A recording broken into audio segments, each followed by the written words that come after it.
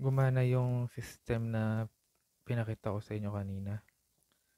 So, yung system is mag-input, mag-ask ng ilang input ng array, tapos i-arrange niya yung array from the lowest to highest. So, paano ba gumagana yun? First, alamin muna natin ang array. Yung, kung paano nagrara ng array sa system o paano bang array sa isang system. So, ang array is set of numbers stored in a single variable. So, ang isang variable pwede makapag-store ng more than one value. Yun yung array. So, example natin ng int. Mag-set tayo ng variable ng int x. So, pag int x, ganyan lang. Ito is one variable only. One variable lang yan.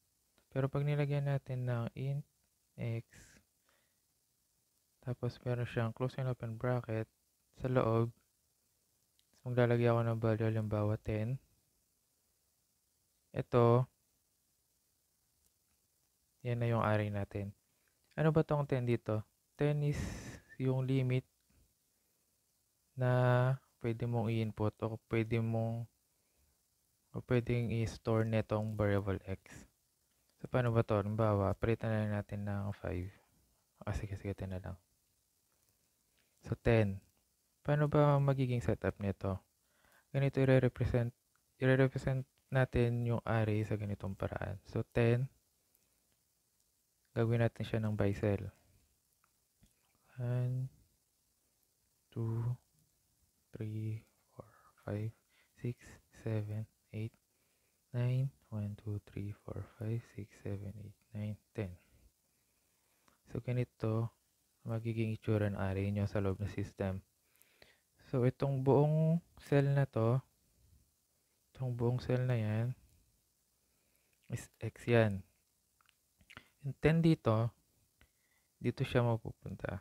1, 2, 3, 4, 5, 6, 7, 8, 9, 10.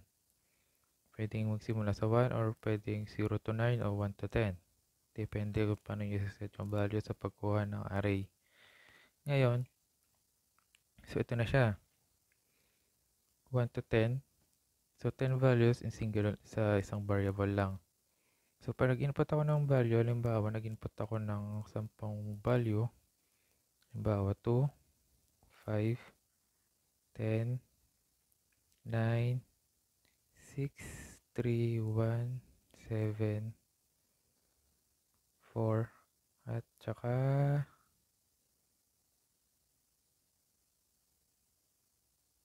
8. So, literally 1 to 10 to. So, ganito ang magiging representation na array nyo sa system. So, halimbawa, yung x1, ito yon. Yung value ng x sa array 1 is 2. So, kung gusto mong yung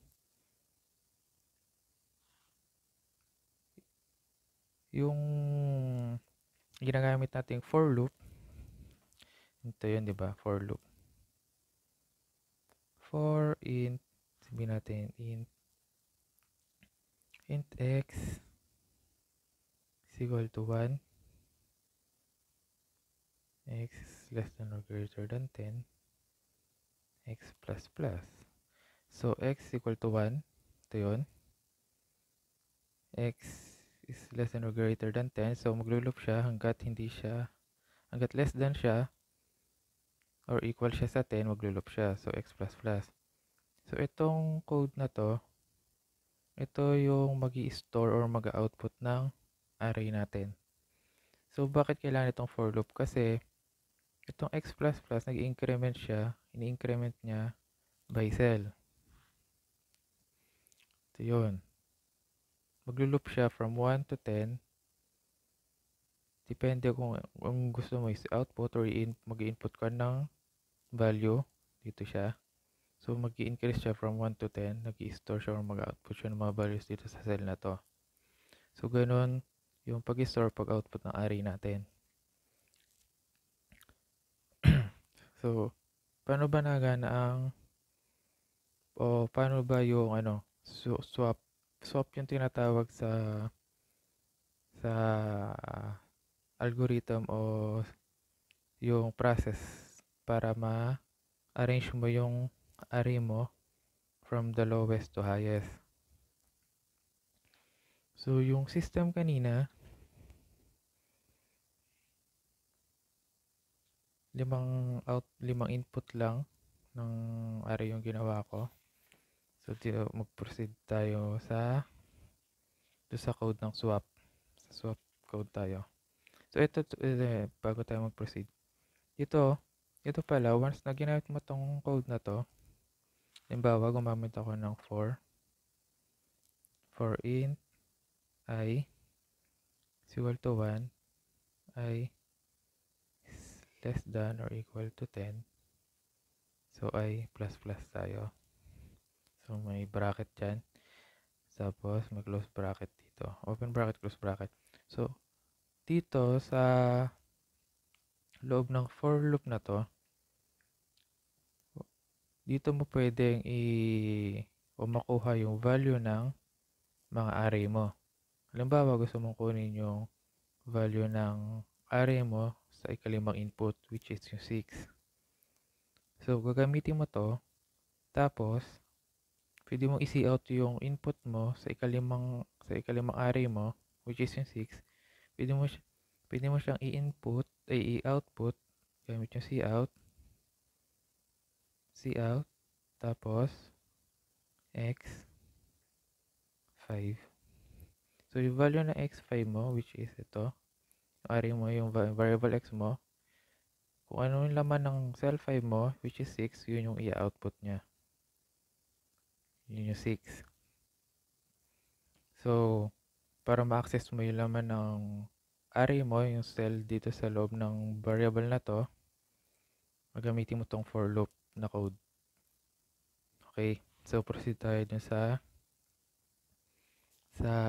swap. Paano mag-swap ng mga values. So, ito yung code na ginamit doon sa system na pinakita ko. Dalawa siyang for loop, which is yung x, yung for loop, which is the variable of x. May x siya, dito y. Tapos dito sa loob niya, merong, syempre, compare natin yung mga values. Yung swapping is gumagana siya by comparing the values of array. Ang integer na ginamit ko, ay variable na ginamit ko doon is int array 100. Ito yung doon sa taas sa code. Bakit 100 nilagay ko? Kasi mag-aasa ko kung ilang input ng array ang gusto ng user. So, minaximize ko siya sa 100 baka in case lang na may mag-trip na mag-input ng 100 values sa isang variable. Kaya 100 yung nilagay ko. Pero, sa demo ko kanina is 5 lang yung variable na ginamit ko. So, ito siya. Ito yung pinaka variable ko na nag-hold ng values ng array ko. So, dito tayo. Dalawang for loop yung ginamit ko. Bakit dalawang for loop? Dalawang for loop kasi magko-compare tayo ng values. So, yung compare natin yung laman ng mga nitong array, which is yung input ko kanina. Yung input ko kanina is 5, 20, 9, 11, 15. Ito yung input ko kanina.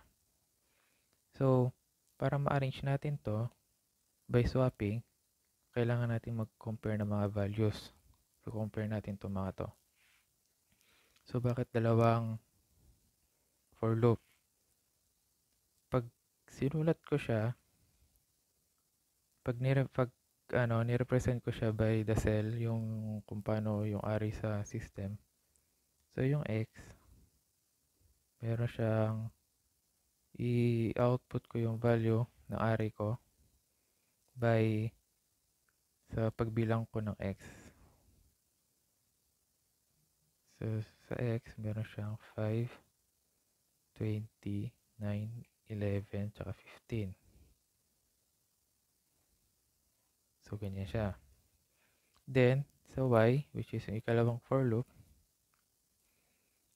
kinuha ko din yung value ng array ko, which is same din, 5, 9, 9, 5, 29, 11, 15. So, ganyan din. Ngayon, siyempre kailangan natin, magko-compare tayo, kaya kailangan natin ng decision, yung code for decision ng true or false. So, ang code lang or function na sasagot sa tanong na true or false is yung if. Kaya may if siya dito.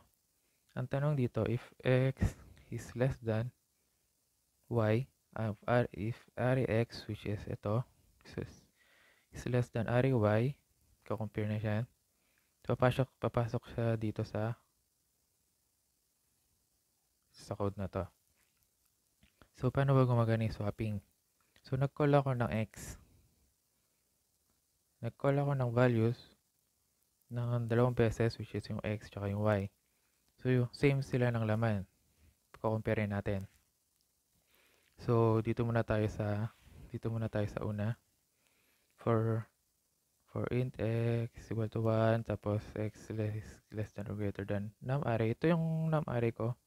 Yun yung input kung ilan beses ako kung ilan yung input ng array ko. Di ba nagtanong ako sa una ko ilang input ng array. So, ito siya. Yun yung variable ko. So, x++. So, nag-call ako ng array dito, which is ito. Ito na yung x. Sa loob ng for loop, may for loop ulit ako, which is for y naman. Kinol ko na parang kumbaga sa term, sinamon ko ulit yung value ng array ko by y naman na. Y na yung ginamit kong pang bilang dito sa mga, ito na siya. So, ito yung x. Ito yung x1, x2, x3, x4, x5. So, y1, y2, y3, 4, y5. Kaya yun yung y++ at x++. Nag-increment siya. So, pag ganun siya. So, magko-compare na tayo kasi pupunta na siya dito sa if statement. So, ang tanong dito, if array x is less than array y. So, papasok siya dito. So, x, dito muna tayo, di ba? Sa unang 4, which is x equal to 1. Dito siya magsisimula. Ito yung initial value ng array mo, which is x1, 5, tapos int y1, dito naman tayo, y is equal to 1, dito rin. So, dito siya. So, ang tanong dito, if x is less than y, x less than y ba? Dito siya. Ang sagot, no. So, kung hindi siya less than y, i-skip niya to. I-skip siya dito, hindi siya pupunta dito kasi false statement siya. So, mag-exit siya dito sa if statement na to. So, pupunta ulit siya dito sa ikalawang value ng y for loop kasi hindi pa nasa-satisfy itong condition dito. So, loop ulit siya sa y. Same value tayo na x pa rin siya, x1 pa rin siya. So, does x1 is less than y2. So, x1 5 less than y2 na tayo. Nasa ikalawang loop na to, y2, 20. Ito na siya. Sagot is true. So, true. So, papasok na siya dito. Ngayon, itong temp na to is, ano to siya, variable siya, int temp. Na-declare ko siya sa taas. Tapos, so, pupunta na siya dito. Temp is equal to array x. So, ang magiging value ng temp is equal to yung array x is 5. 5. So, temp is equal to 5 na siya. Ngayon, array x is equal to array y. So, yung array x natin, ang magiging value niya na is yung array y, which is yung 20. Then next, yung array y naman, is ang value niya magiging value ng temp. So, kukunin niya na yung value ng temp, which is yung 5. So, nakita niyo dito, nagpalit na sila ng value. Kanina, x1, yung x is 5, tapos yung y is 20. Ito yung silbi ng temp. Yung temp, i-hold nyo yung value ng x para hindi agad mawala yung value ng x, which is yung 5. Kasi pag tinanggal ko tong line na to, diniretso ko na x is equal to y, magiging ito na yung value ng x. So, yung array y is 20 kasi dito siya, di ba? Array x equal to array y.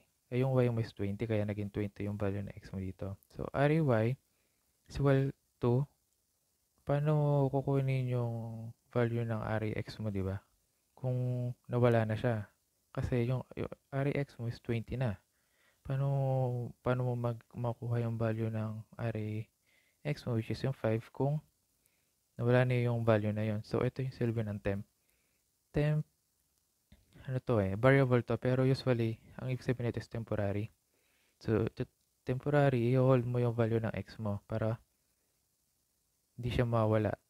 Nandito pa rin siya, nakistore siya sa temp, para kung sakaling napalitan mo na yung value ng x mo, yung y, which is yung value ng x, which is ililipat mo yung value ng x mo, kukunin mo siya sa temp kasi doon mo siya ilagay muna sa temp. So, ganyan yung swapping dito sa loob ng if. Ganyan gumagana yung swap method dito sa code na to. Dito nagsuswap yung mga values na to dito sa code na to. So, after nito, swap plus plus na tayo. Itong swap plus plus is para mabilang yung kung ilan beses siya nag-swap. So dumaan siya dito. Ang initial value ko dito kanina is int. Initial value ko kanina dito is int swap is equal to 0. Ito yung declaration ko sa swap. So, swap plus plus swap is equal to 1. So, dito na tayo. Balik tayo dito kung paano gumana. So, nag-swap na sila, di ba? So, ang magiging new value natin is yung 20 nasa x na. So, magiging value natin is 20. Yung ikalawa na is 5. 9, 11, 15. Ito na yung bagong value ng x mo. So, ikalawa na to. So, hindi pa siya tapos kasi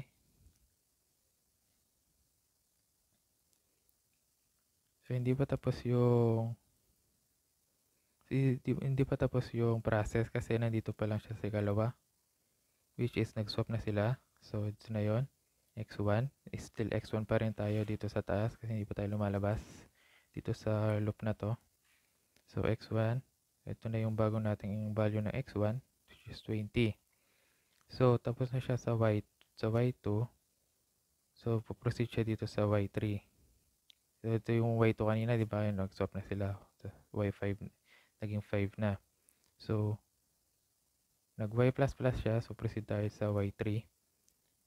Tapos, ang condition is, yung x ba is less than y dito. Is x less than y? False. Kasi 20 is greater than 9. So, false na siya. Pupunta siya next sa y4. Which is statement is false pa rin kasi 20 is greater than 11. Hindi siya less than. Same dito sa 15. So, after neto, after natin dito, after matapos tong array na to, mag-exit na siya dito sa for loop na to. Since hindi na siya dumadaan dito kasi puro false na siya statement. So, exit na siya dito. Exit na siya dito sa bracket na to. Dito na tayo mag-exit. Punta ulit siya dito sa 4. Which is, mag-increment na siya kasi x++. Pupunta na, magpo-proceed na to sa dito na sa x2 na tayo. Ito yung x1, x3, x4, x5. So, x2 na tayo. Ito na ngayon yung i-compare nating values dito sa y. Pero, di ba, nag-exit na siya, nandito na siya ulit. Papasok siya ulit dito sa for loop, which is isasama niya ulit yung mga values ng x ay ng array. Which is, yung new value natin, ito yung new set ng value natin, 20, 5, 9, 11, 15. Yung swapping pala, since nag-swap na siya dito, yung swap na natin is equal to 1 na. So, may isang swap lang naganap. So, ito na yung ikalawang y natin. So, dito na tayo sa x2. x2 naman na tayo. So, 5 is less than 20. Tama, di ba? So, less than 20, papasok ulit siya dito. Which is, pagpasok niya dito, babalik ta rin niya yung value dahil dito sa code na to. Bala na kayo mag-trace dito sa line na to. Kasi dito, temp is equal to x value, which is yung 5. Which is yung 5 na naman. So, 5. So, yung x natin, yung maging value ng x natin is equal to y na. Which is, ito siya, dito muna siya sa una. 20. So, 20. Tapos, yung y natin is magiging 5. Tapos, swap. 2 na. Magiging 2 na yan. So, pagpapalitin na natin sila. Ang magiging new value natin is 5, 20, 9, 11, 15. So, ito na yung ikatlong set o bagong set natin ng value. So, nag-swap ulit sila dito, which is swap is equal to 2 na. So, ito yung bagong set ng value natin. So, dito na siya natapos. X2 tayo, di ba? Kasi ikalawang x na tayo, x2 na tayo. Ito x2, which is 20 na yung new value na x2 natin, 20 na. So, yung kanina y1 yon. So, i-compare niya ulit sa ngayon magpo-proceed siya sa y2, which is 5. So, ang 20 ang pinakamalaking value natin. So, 5, 9, 11, 15. Lahat yan, false na yan. So, hindi na siya papasok dito sa code na to. So, mag-exit na yung system natin. Hanggang sa ito na. Matatapos to kasi false naman lahat ng statement niya dito. So, mag-exit na siya. Proceed ulit siya dito sa bagong value na x natin. So, for x++ tayo.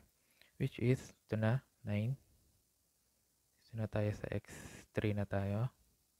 Which is 9. So, may for loop ulit dito. Sasama natin yung new set ng value. Kung makikita nyo na ulit lang. Pero ginagawa natin to para matrace kung paano naging 5 yung bilang ng swap. So, 3 na tayo. x3, 9. Ito na tayo sa 9. So, 9 ko compare ulit natin sa 5. Less than, of course, false.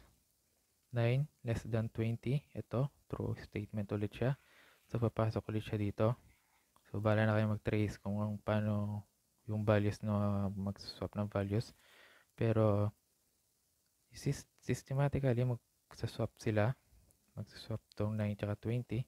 So, magiging value natin is 5. Yung 9 magiging, yung 20 magiging 9 na. Tapos yung 20 mapupunta sa ikatlo. 11, then 15. So, ito na yung ikatlong swap natin. Swap is equal to 3. So, ito na yung bagong value na x natin. So, ikaapat na value na ng x natin to. So, x3 na tayo, di ba? So, ito pa rin. Ito na yun. 20 na siya ulit. So, i-compare nyo to sa mga natitirang values, which is 11, 15. Of course, false na yan kasi greater ang 20 sa mga natitirang values. So, mag-exit na siya ulit dito. Sa unang for loop, puproceed tayo sa x. Sa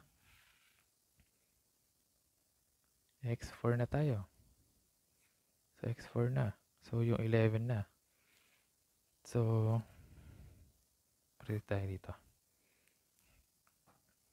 So, yung bagong value natin is, re-write ko lang yung bagong value, 9, 20, 11, 15. So, yan na siya, yung x to. So, summon ulit natin yung mga bagong values by y naman. So, 9, 5, 9, 20, 11, 15. So, dito na tayo sa ikaapat na x. Diba ikatlo yun nandito. So, x4 na tayo. x4 na tayo, which is yung 11. So, compare natin yung 11 sa mga values from 1 to 5. So, x. 11, 5, false. 11 is less than 9, false. So, 11 is less than 20. Ito, true statement na naman siya. So, papasok na naman siya sa code na to. So, magpa-plate na naman sila ng value, which is, ang new set ng values natin is 5, 9, 11, 20, 15. So, swap is equal to 4 na. So, ito na yung new set ng value natin. So, after ng comparison, so 20, compare niya sa 15. So, false siya. So, exit na naman siya. So, plus tayo. X5 na tayo. Last value na, which is ito. 15, X5. So, summon ulit natin by y yung new values. 15. Ito na siya. So, 15, hindi siya less than 5, hindi siya less than 9, hindi siya less than 11, pero less than 20 siya. So, magpapalit ulit sila ng value ng position, which is, ang new set na ng value natin is 5, 9, 11, 15 na, tapos 20. Ito na yung new set natin ng value, which is, ito yung huling swap na nangyari. So, swap is equal to 5 na. Ito na yung value ng swap natin kasi 5 beses siya nag-swap. Mag-exit na siya dito kasi nasatisfy na yung condition na to. Nakalima na tayo. Yung input ko ng num array na variable is 5 lang. So, nasa x5 na tayo. So, satisfy na to. Mag-exit na siya dito sa code ng swapping. So, dun niya na, after nito, yung code is, i-display niya na yung rearrange value, which is ito na. So, ito na yung latest arrange value ng array natin. So, pag in-output ko to using for loop, yung kanina, using for loop, ito na yung magiging output niya. Ito. So, nilagay ko itong swap plus plus para mabilang yung bilang kung ilang beses siya nag-swap. Kung ilang beses siya pumasok dito sa code na to. So, ito siya. Kaya, 5 yung value ng swap at ganito ang nangyayari manually sa system kapag niran mo yung code. So, ayun. Sana naintindihan. Ang tip lang is Ang tip ko lang para hindi kayo maguluhan, ang programming is naka-base siya sa code. So, go para magets nyo yung system kung paano siya nag-work. I-read nyo yung flow na system by the code. So, from yung pinakauna sa int main o void main, doon nyo i-trace. Tracing lang. Trace nyo yung mga code. Tapos, tingnan nyo yung mga condition. Halimbawa, ito yung mga condition na to. Mga for loop. Sa bawat for loop kasi or pag maglo-loop kayo, may condition siyang minimit para mag-exit siya sa loop. So, yun yung titingnan nyo. Yung if statement is for decision making to, true or false, yes or no lang. Yun lang yung kaya niyang sagutin na decision na pag magdi-decision. So, kung true or false, depende sa condition na nakalagay dito sa if. Doon nyo iti-trace yung system, yung flow ng system, para magets nyo yung kung paano nag-work, kung paano naging ganun yung output. Yun lang. So, pag medyo nagigets nyo yung flow, pag marunong na kayo magbasa, medyo mabilis na kayong makagets ng flow na system, mabilis na nyo na din magagawa yung flowchart na laging kasama sa system. Ang flowchart kasi is representation ng system nyo kung paano yung flow ng system nyo. So, ayun. Ganun gumagana ang array.